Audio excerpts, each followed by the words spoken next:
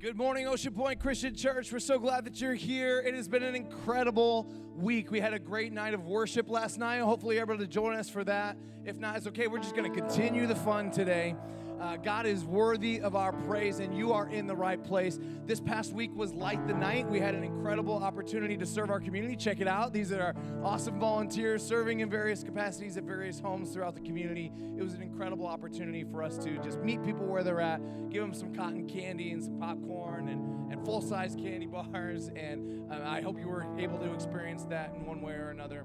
God is so good, and He is worthy of our praise. We are going to praise His name today. So let's stand, let's sing His praises today. Come on.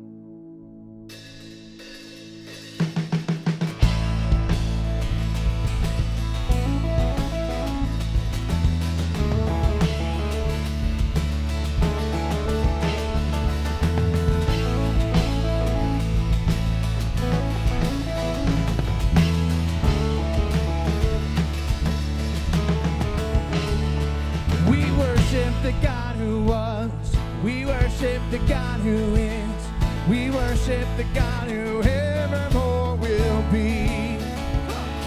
He opened the prison doors, He parted the raging sea. My God, He holds the victory. Yeah. There's joy in the house of the Lord, there's joy in the house of the Lord today. We won't be quiet. Shout out your praise. There's joy in the house of the Lord. Our God is surely in this place. We won't be quiet. We'll shout out your praise.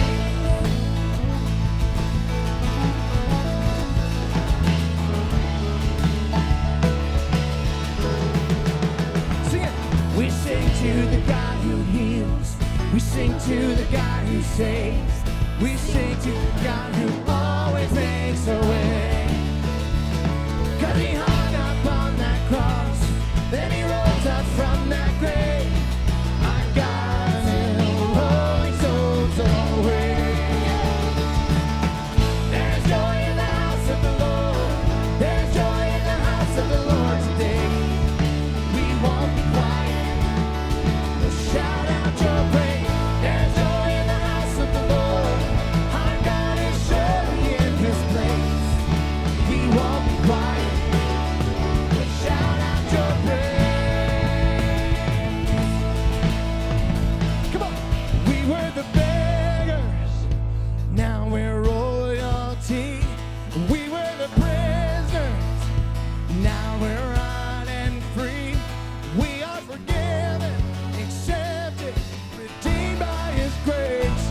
Let the house of the Lord sing praise. Sing it, church. We were the beggars, now we're royalty. We were the prisoners, now we're running free. We are forgiven, accepted, redeemed by His grace. Let the house of the Lord sing praise. There's joy in the house of the Lord. There's joy in the house of the Lord today. Come on. We won't be quiet. We'll shout out your praise. There's joy in the house of the Lord. Our God is surely in this place. We won't be quiet. We'll shout out your praise. There's joy in the house of the Lord. There's joy in the house of the Lord today. We won't be quiet. We'll shout out your praise. There's joy in the house of the Lord. Our God is surely in this place. We won't be quiet. We'll shout out your praise.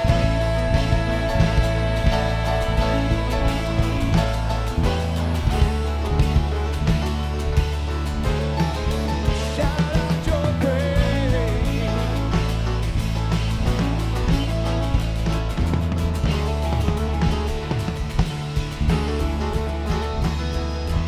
Amen. We're so glad that you're here. Welcome to OceanPointe Christian Church. You may be seated and welcome. Good morning, OceanPointe. How you doing today?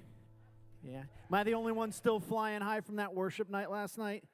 Oh, it was awesome, wasn't it? It was. And if you missed it, Hopefully we'll do a new one soon, but it was an amazing time of worship and celebration and just a great time to worship and honor God.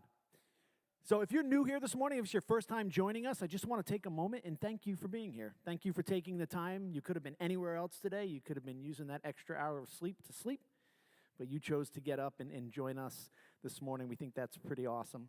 Hey, when you came in, you should have received something that looks like this. It's our communication card. This is an opportunity for us to communicate with you and you to communicate with us. If you look down the bottom here on the front of the card, there's just a chance for you to kind of give us a little information about yourself so we can connect with you. Most importantly, on the back of the card, there's an opportunity for praises and prayers. I assure you, when you write down a prayer request, it is being prayed for. These don't go in a desk drawer somewhere. These are being prayed for. There are people throughout the week that are praying for you and praying alongside of you. And so the other really important thing about this, if you're a first-time visitor, first-time guest, is if you fill this out and you bring it over to our cafe, you'll get a free fancy drink. Right? We always have the free coffee station there. Our drinks at the cafe, the fancier ones, cost a little bit of money. But for you today, as a thank you for taking the time to be with us, it's free. Another thing to know about our cafe is all the proceeds from our cafe go to combat human sex trafficking. So not only are we serving and drinking delicious drinks, but we're also taking some real tangible steps to make the world a better place. I think that's pretty awesome. I think that's amazing. So if you've been with us for a little while, today's going to look a little bit different. If this is your first Sunday, you're not going to know the difference. But if you've been with us for a while, it's going to look a little different today. We have a typical order of service. You kind of know what's coming next. Today, you're not going to have that. The order of service is a little bit different.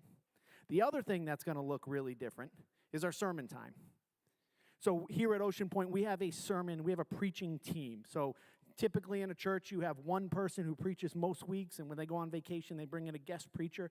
Here at OceanPointe, we have a preaching team that consists of Tanner, Isaac, and myself. And we rotate kind of week to week, or at least every few weeks. And so you hear a lot of at least 3 different voices and more. Sometimes we have guest preachers. But today you're going to hear from all 3 of us.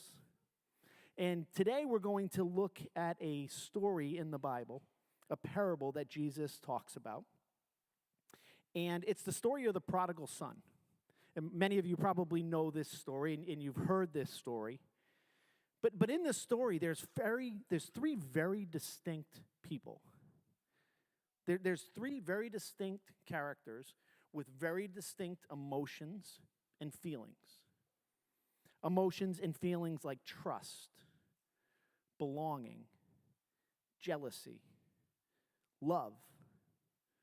And so I'm going to talk a little bit about the father in the story and the emotions and the feelings that the father represents. And then Isaac will be out here, and he'll be talking a little bit about the role of the younger brother in the story.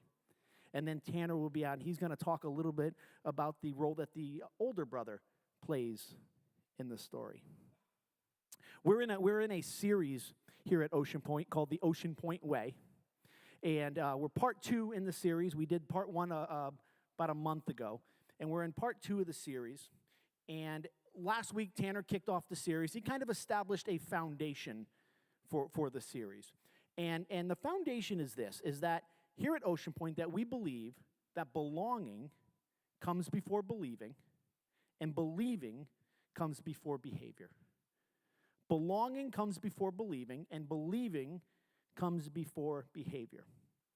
See, it doesn't typically work opposite, right? We don't typically make a decision to adjust how we live, to adjust our morals, to adjust our values, to adjust our behavior, and then from that decision, establish some level of faith in something bigger than ourselves, and from that faith, decide to join a community of people with similar faith.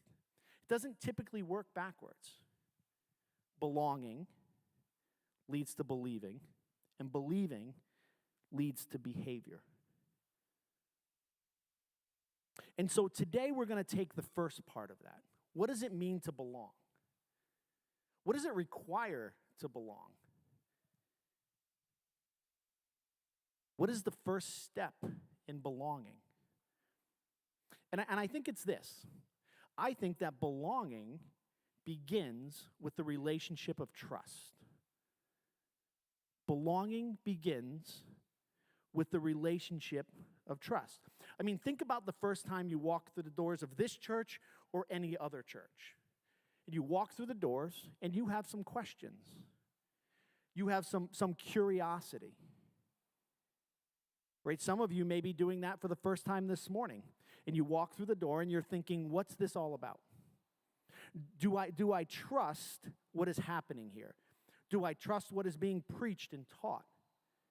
Do I trust that the values of this place match my own values? Do I trust that these people, the people in this church, don't have some ulterior motive? Do I trust that they are generous and kind people who will care for me and accept me? You have questions. This is in part why we have OceanPointe and 5. You'll hear a little bit about that later in the service. But after every service, we have OceanPointe and 5. It's an overview of OceanPointe. It takes 5 minutes. It's in the as you leave the auditorium in the room to the right called the gallery. And it's an opportunity for you who's walking through here with some curiosity and some questions to meet some of the leadership, to see what our priorities are, to see what sort of groups we run. It's an opportunity for you to take that first step towards answering the question, is this someplace that I can trust?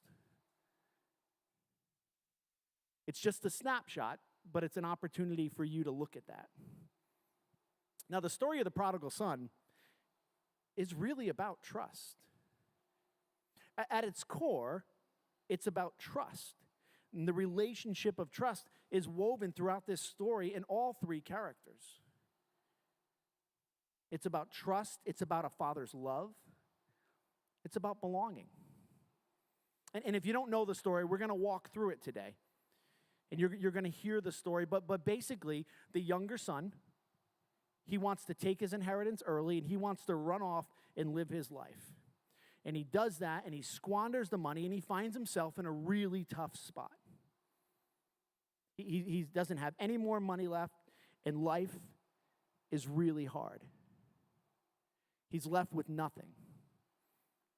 And so he makes a decision to return to the father, defeated, broken, and pretty unsure whether his father is going to receive him and take him back in. His trust is shaky. And then we have the older brother, who's the responsible one. He's the one that stayed, that took care of the fields, that cared for the father, that helped around the farm. And he's hoping the opposite of what the younger brother's hoping. He's hoping that the father will not receive the younger brother. He's hoping that the father repays the rebellious nature of the younger brother with punishment. That he would be cast out of the family. That he made his decision, and his decision was to no longer be part of this family. And the father's heartbroken. The father's devastated that his youngest son has left. He's heartbroken by the younger son's decision. He's heartbroken, and he just wants his son back. And he's hoping that his son will come back and that he'll rest in the belonging and the trust of his father's love. And the father is a good and kind and generous and loving man. He loves both of his sons. But he's kind of in a tough spot here. He's kind of in a difficult situation because his sons have very different desires. In fact, the desires are polar opposites. And so he is in a tough spot. And the question is, can the father be trusted by his sons? Especially knowing that the sons' desires are so far apart and so opposite. Can the father be trusted to please both of his sons? And the answer is no. He can't be trusted by both sons because the test of trust is opposite. He can't both turn away the rebellious son and also welcome him with open arms. It's impossible. So can the father be trusted? can the sons trust the Father? Well, it really depends on whether or not the sons are willing to lay aside their desires and trust in the Father's goodness. That's the only way that the sons can trust the fathers here, if they trust in the goodness of the Father and lay aside their own desire. And as we walk through this story this morning, you're going to see a lot of parallels between the Father in this story and the character of Jesus. You're going to see parallels. You're going to see that the character of Jesus and the character of this Father run parallel. Now, some of you are looking at a far bigger question than, is this church community a community that I can trust? Because some of you are wrestling with the question, is Jesus someone I can trust?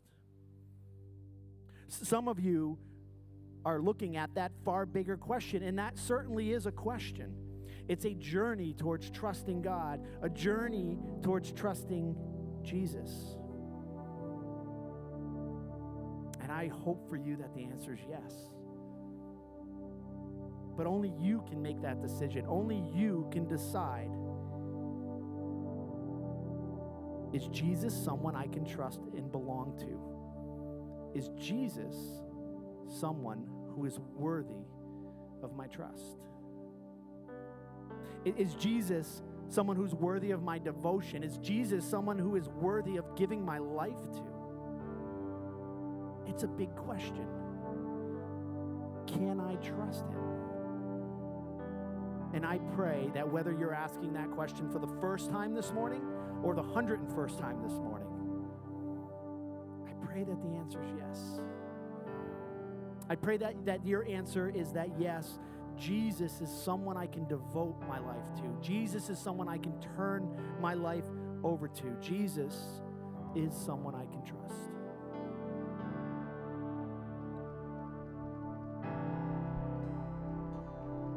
Let's stand and sing together.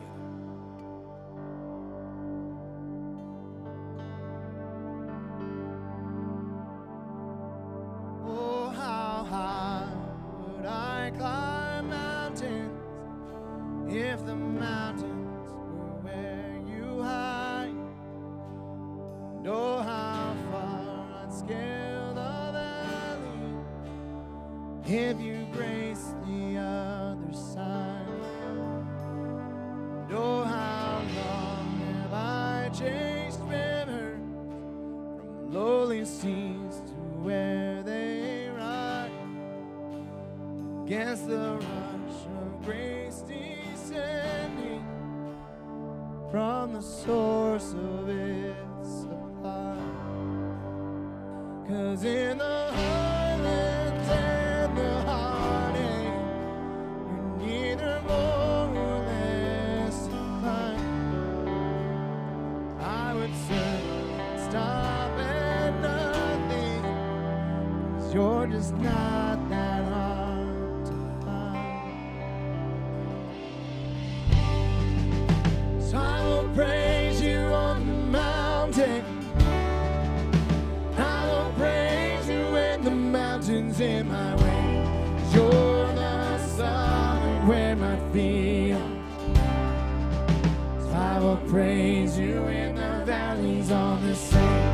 Oh, that's God within the shadows. Oh, that's faithful when the night leads me astray. 'Cause you're the heaven where my heart is. In the highlands, in the heartache, all the sea.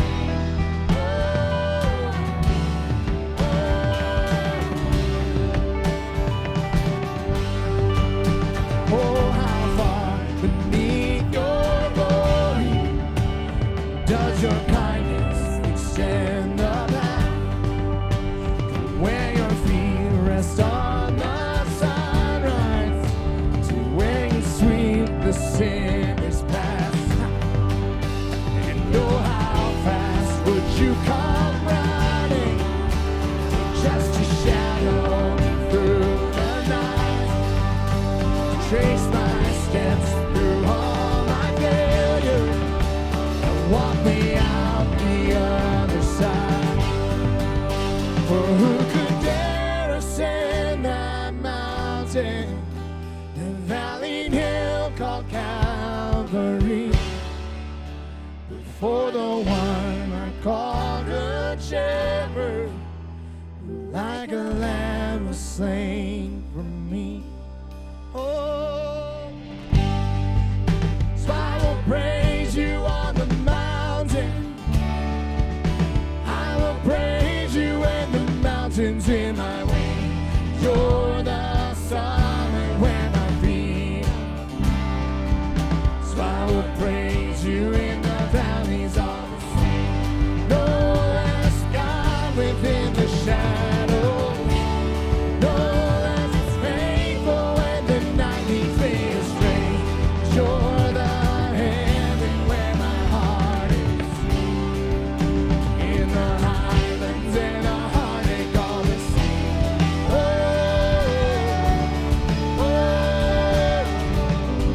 Sing it out, church. Whatever I walk through, wherever I am, your naked blue mountains, wherever I stand, and if ever I walk through the valley of death, I'll sing through the shadows, my song of sin. Sing it again.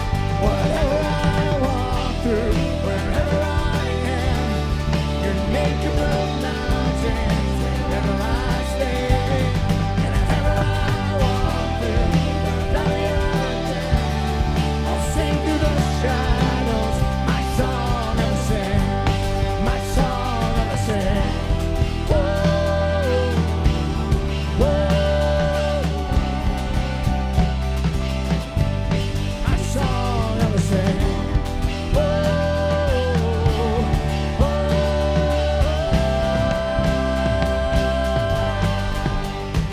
In the greatest of all valleys, come the pastures we call grace.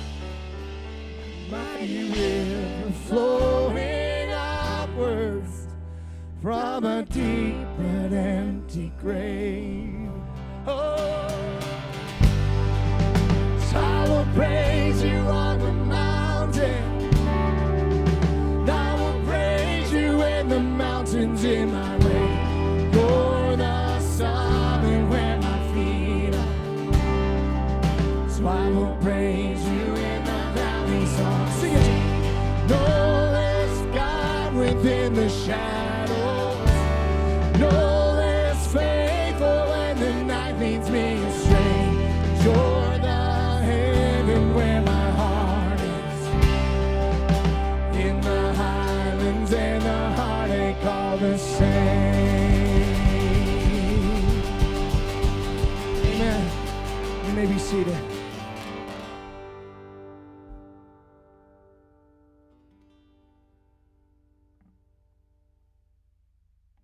Luke 15:11 through 24, and he said, "There was a man who had 2 sons, and the younger of them said to his father, 'Father, give me the share of property that is coming to me.' And he divided his property between them. Not many days later, the younger son gathered all he had and took a journey into a far country, and there he squandered his property in reckless living. And when he had spent everything, a severe famine arose in the country, and he began to be in need. So he went and hired himself out to one of the citizens of the country, who sent him into the fields to feed pigs.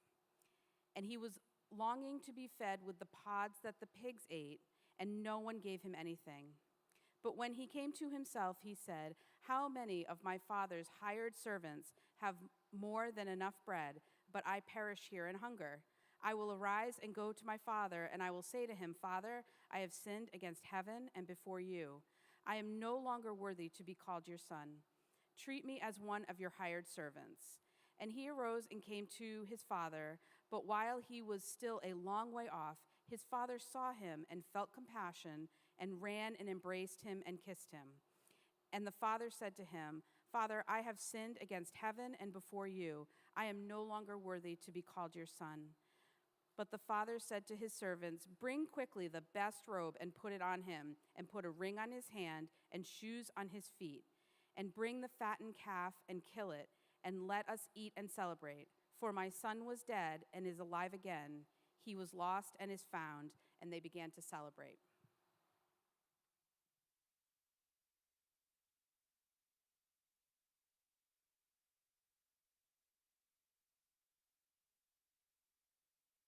So the question is the father worthy of the son's trust? And if you were to ask the younger son this, especially at the beginning of the story, he would tell you no, the father is not worthy to be trusted.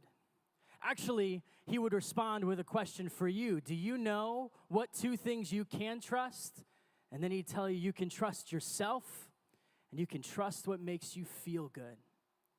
And we see this motivation play out at the very depth of who he is, that this truly is the only things in life that he trusts. Because he walks up to his father, and as Amy read in the story, basically says, "Father, I wish you were dead.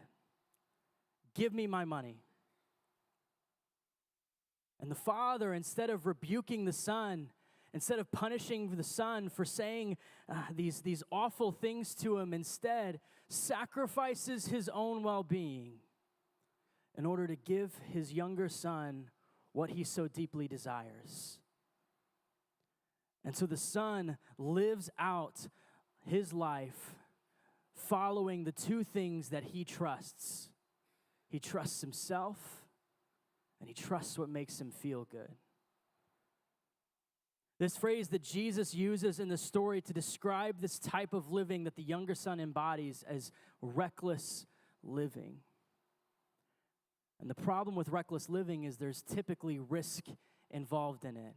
And when everything in life around the younger son, as he traveled off into this foreign land and lived recklessly, as everything was going good, he could trust the things that he felt most deep about, himself and what made him feel good. But when those things in life that he can't control started to spiral, and a famine entered the land, he found these two things both untrustworthy and unreliable. And we see the son lose all his money. He has to put himself in a slave-master type relationship to a foreigner. And he has to go and feed unclean animals. Now, to us, this may not mean much, but to the Jewish audience that Jesus is teaching, this is rock bottom. This is the lowest of the low. As a matter of fact, Jesus punctuates this by saying that this son, this younger son, was starving so much that he longed to eat the leftover garbage that the pigs, the most unclean animals, were eating. And it's at this moment, this rock bottom moment, that this son is experiencing that his perspective begins to shift. And he thinks back to the sacrifice that his father made, sacrificing his family wealth, his own well-being in order to give the son what he wants. And this sacrifice leaves an impression on the younger son to where he begins to think, maybe my father can be trusted. Come to think of it, his servants are living better than I am living right now. But his perspective is still a little skewed. Because he thinks, man, what if I just confess that I was in the wrong, apologize to my father, and then maybe he'll welcome me back to the point where I can work really, really hard, and from my really, really hard work, I can begin to mend this relationship that I've severed. And that perspective is what he goes off of. And as he's journeying home, I'm picturing him rehearsing in his head. If you've ever had those moments where you have a conversation upcoming that you're dreading, you know exactly what this younger son is going through. You're rehearsing it over and over. Father, I've sinned against heaven and against you. I'm no longer worthy to be called your son. Father, I've sinned against heaven and I've sinned against you. I'm no longer worthy to be called your son. He's imagining all the outcomes of all the different scenarios of how his father's going to respond, expecting the absolute worst, but hoping for the best. I feel like a lot of us have been there. And then he arrives at the edge of his father's property, and he can see his father's house off in the distance. And all he sees is two figures running towards him. If I were the son in this moment, I would know exactly what those two figures were. They're the father's servants. They're here to tell me that I'm not worthy to be here. They're here to send me away. Go back to the place that you came. You don't belong here. We know the things you did. We know the life you lived. You no longer belong here. So go home. And I can picture the younger son's heart sinking to his stomach as he anticipates the punishment, the chastising, the embarrassment, the rejection. And it's almost like this momentum that was carrying him home, he just kind of stops in his tracks and waits for what he so deeply deserves. But as he's watching these figures come closer and closer, he starts to realize these aren't servants that are running toward me. That's my father. What's he doing? Why is he running towards me? And then it all culminates in this moment, this exceptional moment of a loving embrace between a father and son that really only a father and son can share. And he hugs him and embraces him and kisses him. And I can see it, the son, head hanging low as his father's trying to hug him. He begins to get the words out that he was rehearsing. Father, I've sinned against heaven and against... And he gets cut off as his father looks at the servant. And he says, go get the robe, the nicest robe. Go get the family ring and put it on my son's finger. Go get the fattened calf and slay it. We are going to have a feast tonight. We are going to celebrate. For this son of mine was once lost, and now he's found. He was dead, but now he's alive. And the son, in this moment, who once only trusted in himself and what makes him feel good, realizes that the father can be trusted because of his forgiveness and his restoration. Where are you in this story? Are you possibly in a situation where you feel like this younger son? Maybe you've never stepped foot in a church before. Maybe it's been a long time since you have. But you're evaluating whether or not God is someone you can trust. And maybe your situation is very similar to the situation of this younger son, where maybe the only things you trust in this world are yourself and what you see to be good and right in this world. And maybe it's even further, and you've experienced uncontrollable things in this life where those things, yourself and what makes you feel right, are ultimately untrustworthy and unreliable.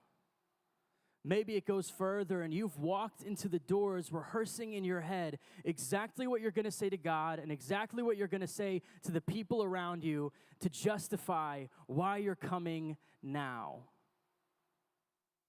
Maybe it goes even deeper, and you've told yourself that I'm going to bargain with God. God, I'll do this.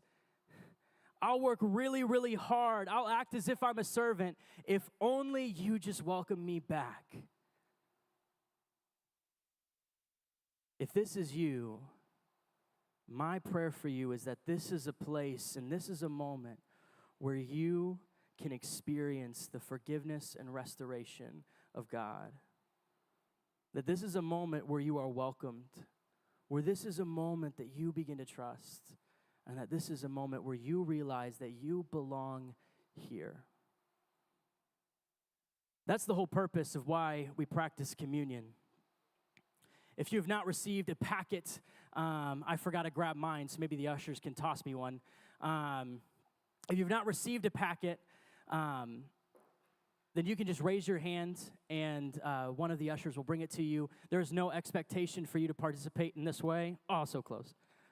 There's no expectation for you to participate with us in this way, but if you so choose, like I said, you can just raise your hand, and one of the ushers will bring a communion packet to you. But here is why I share this with you. and how this connects to communion is that the truth is that all of us at one point, every single person in this room has wandered or misplaced their trust in the wrong things. And ultimately, we've all experienced this moment where we found these things that we once trusted to be untrustworthy and unreliable.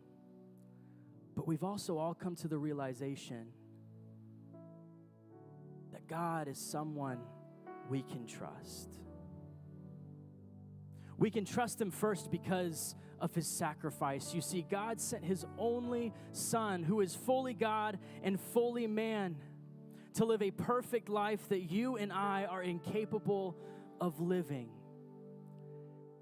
And that we deserve this punishment, this rejection from God, but Jesus takes that upon himself so that we can receive forgiveness and restoration. And this moment where we take this bread and this juice, which is represented of Jesus' body and blood, is an opportunity for us to remember the time that we wandered and that we came home. And so in a moment, I'm going to pray, and we're going to take this opportunity to remember the truth that we belong here, that God is someone we can trust, and that this is a place where we are welcome. Father, I thank you so much for your Son. I thank you for the story that he told that hits so many different parts of our lives, that this is an opportunity for us to remember the truth of everything that Jesus is and everything that he did for us. And we thank you so much for him, and it's through him we pray these things. Amen. You can take and eat and take and drink.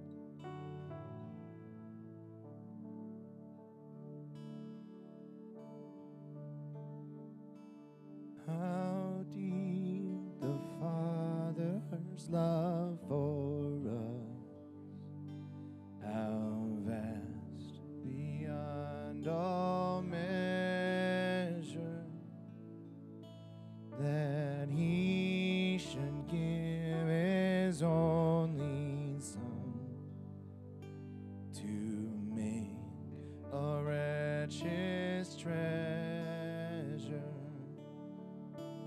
How great the pain of searing loss, the Father turns his face away, as wounds which mar the chosen one bring many sons to glory.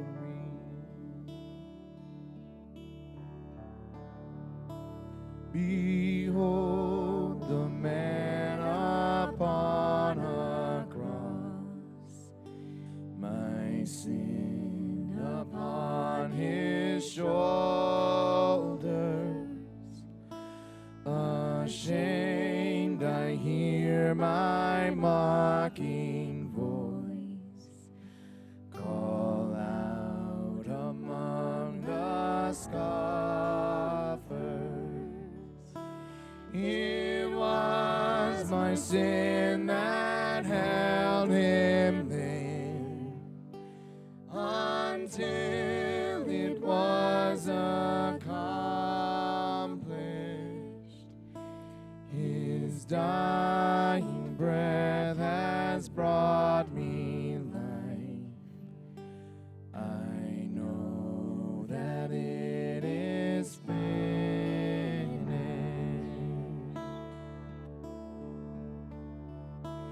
I will not boast in anything, no gifts, no power, no wisdom,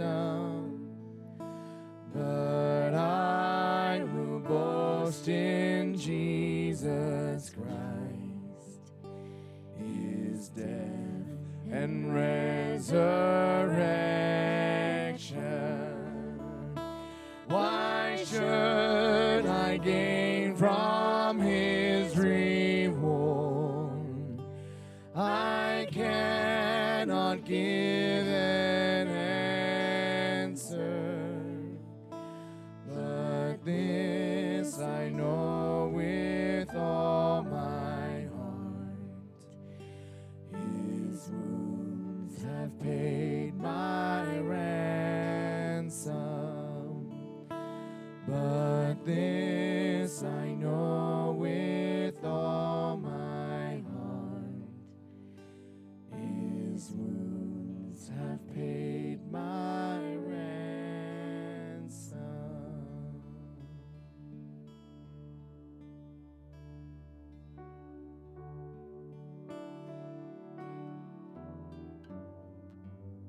Luke 15:25 through 31. Now his older son was in the field, and as he came and drew near to the house, he heard music and dancing. And he called one of the servants and asked what these things meant. And he said to him, "Your brother has come, and your father has killed the fattened calf, because he has received him back safe and sound." But he was angry and refused to go in, and his father came out and entreated him.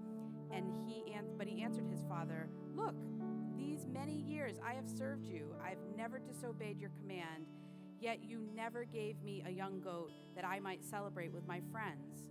But when this son of yours came, who has devoured your property with prostitutes, you killed the fattened calf for him." And he said to him, "Son, you are always with me, and all that is mine is yours."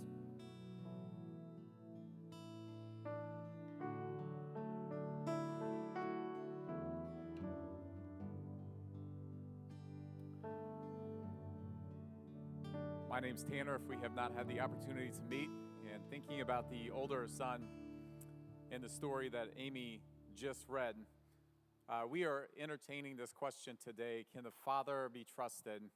And I think that the older son in this story would emphatically say no. The father cannot be trusted. The reason the father cannot be trusted is because the father cannot do math at all.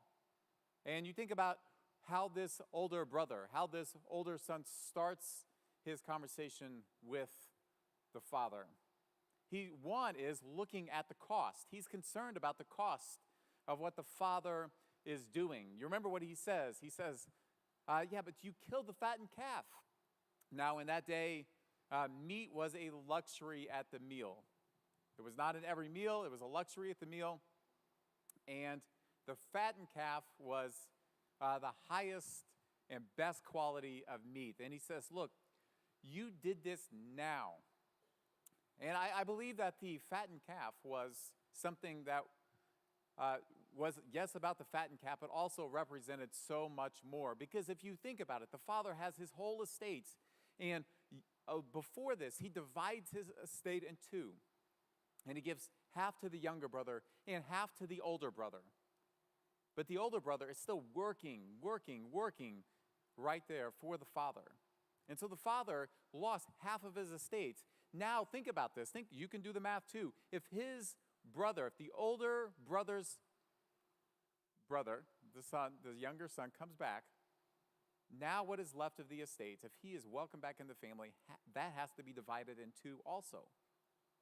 He's doing math, and he realizes, I just lost money because my brother is back.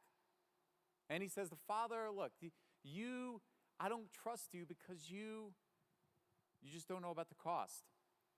He also can't trust the father because the father really doesn't know the equation of the math. Now, he doesn't know the order of the equation. Now, I have elementary school kids, and if you remember all the way back, you have to know the order of the equation. When you multiply, what gets added, when, the parentheses, all these different things. The order actually matters. And the older son looks at the father and he says, you really don't know the order of how this is supposed to work. Here's why you don't know the order. Because what I've been doing for you, I have been obeying you the whole time, and you haven't given me anything. He's like, don't you know the order of how this works? The order of how it's supposed to work is I do for you, and then you do for me. What he's really saying here is that his obedience is, one, protection against anything bad that should happen to him, any punishment. He says, I'm obeying. And secondly, I'm obeying, now I should be able to receive my reward. Obey and then get rewarded. That is what my obedience is. And he looks at the father and he says, you just don't understand that order. You cannot be trusted. And then finally, he says, look, you can't be trusted. You can't do math because you don't know how to keep score. And the older brother, what he does is he says, this son of yours, this other son of yours, he doesn't even call him his brother, this son of yours did this, and this, and still you welcome him back in the family. And oftentimes what older brothers do is divide the world into us and them, and they say, well, clearly I'm doing things, I'm responsible. I'm working hard. I'm part of the us, and the problem with the world is all the them. The people who I gotta go discover myself and do what I want and when I want. They're the problem. Now, I don't know how long you've been around church. If you've been around church any length of time, you know that you've probably heard this story. And I just have a question. If that's you, why does Jesus even include this character in the story? The story could have ended with what Amy read first. It could have been a story just about a father and a son, and he asks for his inheritance, and then guess what? He goes off and he spends it recklessly, and he comes back, and the father welcomes him back. End of story. Why does he include another brother?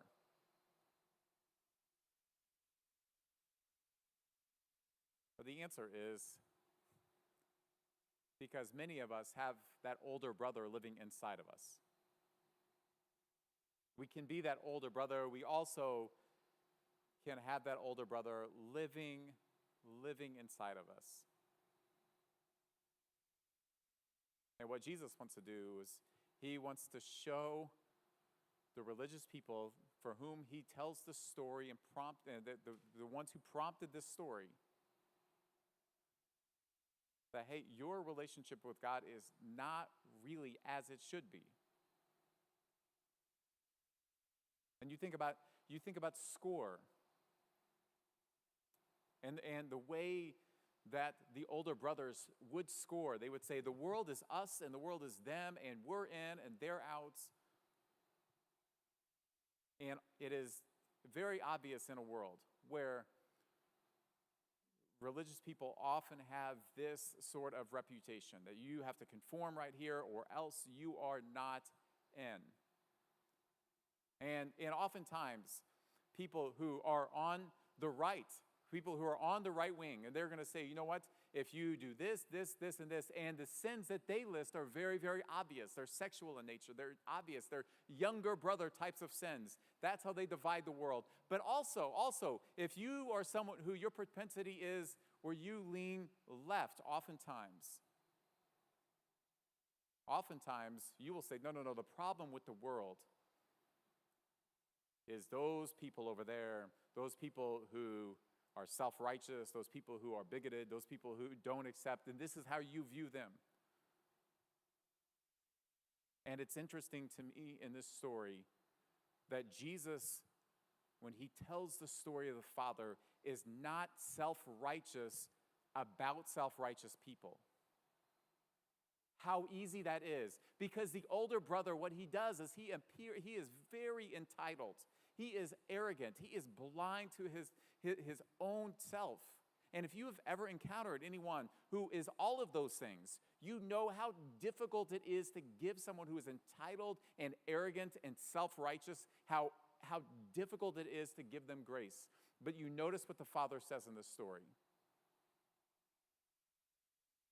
He says, my son, everything I have is already yours. My child, you who are my heir, you who I have richly blessed. Everything I have is yours. The older brothers inside of us, we are also really concerned about the order of things. In fact, oftentimes we obey, but we do so because we want something from God.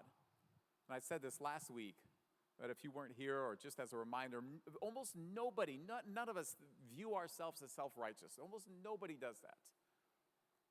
But here's one litmus test, is when something happens to you, what you do is you can be, if something negative happens to you, you can be sad, yes, you can grieve, yes, but if you are an older brother, there's something that wells up inside of you that goes like this: God, I did this for you, and guess what? You paid me back like this. In other words, what you're saying is, God, I obeyed, and you went out of order. I put in my obedience. You should have given me what I really, really wanted.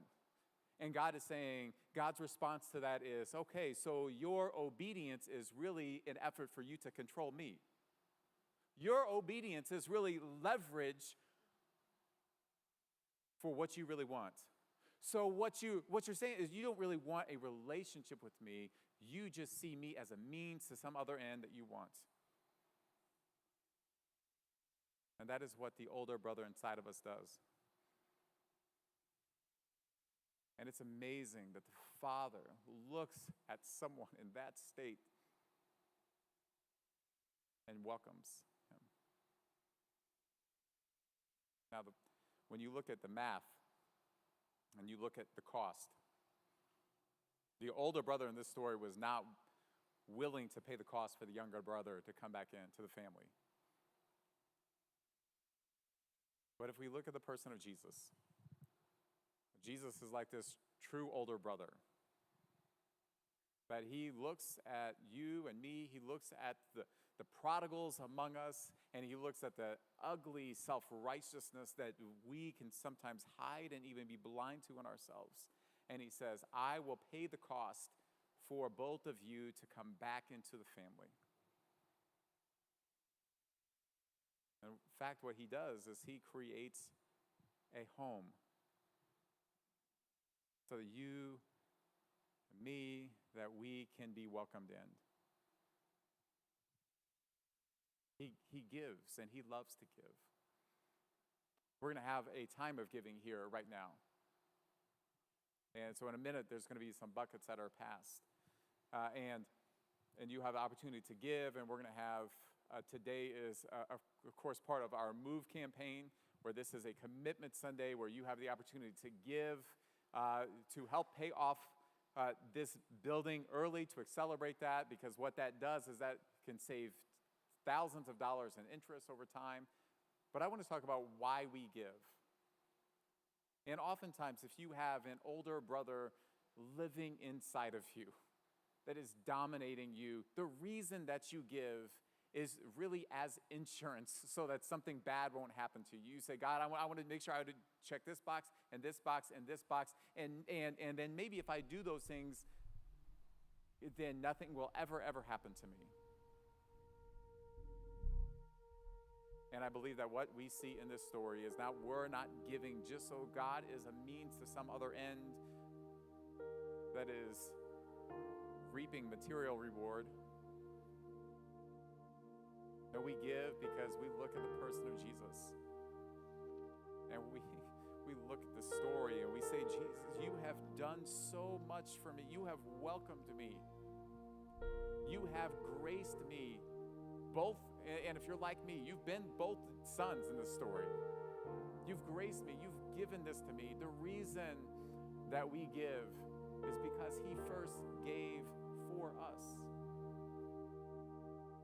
The reason we care so deeply about this church and welcoming others is because we want other people to say, you know, I'm coming here and I feel, after I've been here, I feel like I've come home and I found something that I've been missing my entire life. And it's not because we are great or special, it's because the presence of God is in this place and among this people. So I'm going to say a prayer now, and then the giving buckets will be passed. We'll sing one more song. God, thank you. We love you. We thank you for the grace that you have given us. So oftentimes we do try to control you and gain leverage over you by all these things that we do. God, help us trust you on your own and your character. We praise you, and it's in the powerful name of Jesus I pray. Amen.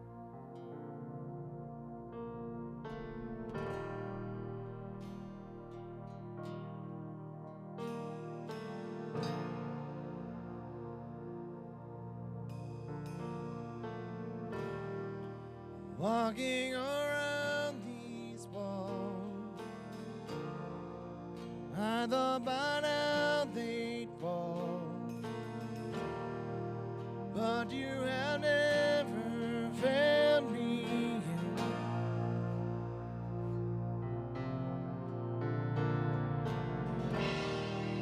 Waiting for change to come,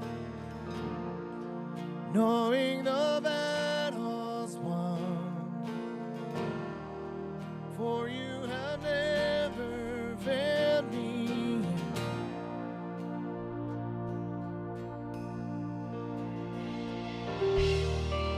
Promise still stands, great is your faithfulness, faithfulness. I'm still in your hands, this is my confidence, you never failed me yet.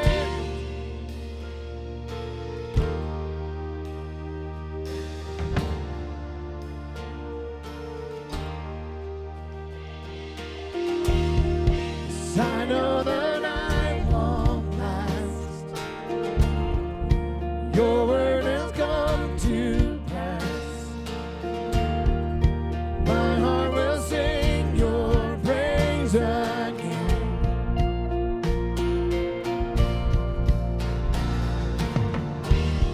'Cause Jesus, you're still enough. Keep me within your love. My heart will sing your praise again.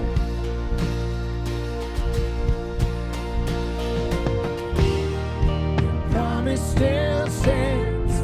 Great is your faithfulness, your faithfulness. I'm still in your hands. This is my confidence. You never fail. Sing it, church. Your promise still stands. Great is your faithfulness, your faithfulness.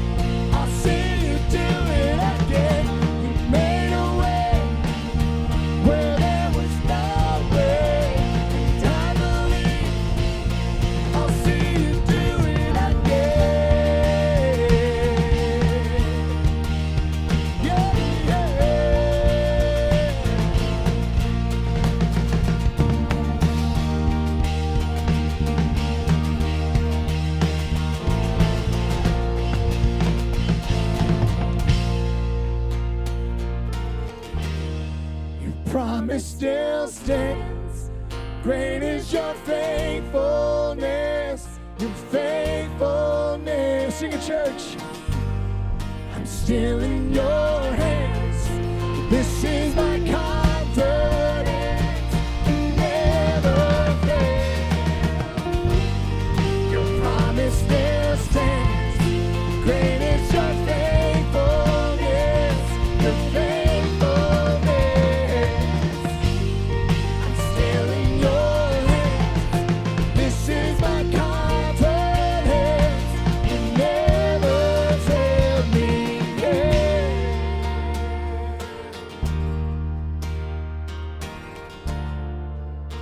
No, you never failed me yet.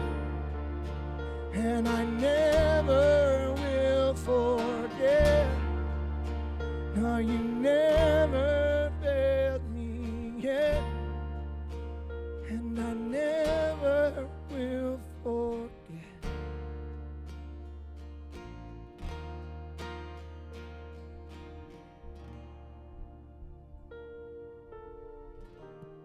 Luke 15:32.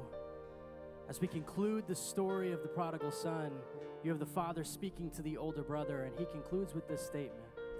It was fitting to celebrate and be glad, for this your brother was dead and is alive. He was lost and is found. As we conclude today and we celebrate that all God does in this church family, we wanted to give you the opportunity to respond. And the best way to do that, I think, is to find a way to identify yourself with a character in this story. Is it the father or is it one of the two sons? Let me begin with the younger son. For some of you, you may be in a place where you are questioning if God is trustworthy. You've placed your trust in things of this world, and due to uncontrollable circumstances, ultimately you found them unreliable. And you're in a place where you think, because of God's sacrifice, that he might be somebody you can trust. And so just as the father took the family ring and gave it to the younger son, you have an opportunity to take one of these rings to say that I know that I am welcomed. I know that I can trust, and ultimately I know that I belong here. And so if this is you, your opportunity to respond is to take one of these rings to declare that you belong here. Or maybe you identify with the older brother, where you have viewed God in a certain way that you have to work and work and work for, and you do not enjoy the relationship of a perfect father. So we have a shovel for you. It symbolizes the work that you feel like you have to do and maybe have been doing. That it's just all about how much you obey so that God can reward, and this is what the dynamic of your relationship has been. So you can grab one of these shovels on the way out as a reminder that God views you as his child. He just loves to be with you. That is something that can be celebrated. The older brother did not go into the celebration when the celebration was happening. This is also a reminder that you need to go into the celebration, because this shovel is actually a gelato spoon. For real. So it's a reminder for you to have some gelato and celebrate. You could also grab a Move campaign card. Today is going to be a Commitment Sunday. You can drop it in this envelope, put it in one of the black boxes on your way out. We're going to have a celebration Sunday in a couple weeks. Maybe you give today, and maybe you say, I can't give today, but I can wait till the end of the year. That's my initial kickoff gift. Totally understand that. That is great as well. But we want to be a church that is irrationally generous so that we can share the love of God with those around us. And for some of you, you may be able to emphatically answer the question that, yes, I do trust God. And for you, it's not so much about you, but it's about the empty seat next to you. Right? There's somebody in your life, a husband, a wife, a son, a daughter, a brother, a sister, a friend, who are out there far from God, and your desire is that they would come home. And for you, we have a little home. And you can take this and remind yourself that the best thing that you can do for them is to let them see you trusting God. Let them see what God is doing in your life. And let them know that what you have is from a good, a gracious, and a loving God. There's an early church father named Augustine who said, preach the gospel at all times, and when necessary, use your words. So go live a life that reflects your trust in God, and pray that those people will come home. Thank you so much for being with us this morning. It was great to worship with you. I hope that you experienced God in a new way this morning. Just a reminder, we have OceanPointe in 5. If you are new and you just want to ask some questions, maybe start that relationship of trust. Maybe kind of look at your curiosities and the questions you have at OceanPointe. It's a chance to meet some of the leaders in the church, to ask some questions, to see what our priorities are, what groups we offer, and things like that. Also, on either side of the auditorium here, we have prayer tables. There are people waiting there to pray with and for you. Maybe it's an opportunity to pray for that empty seat and the person that you wish was in that seat. So go and have an amazing week, loving, serving, and trusting God. Have a great week.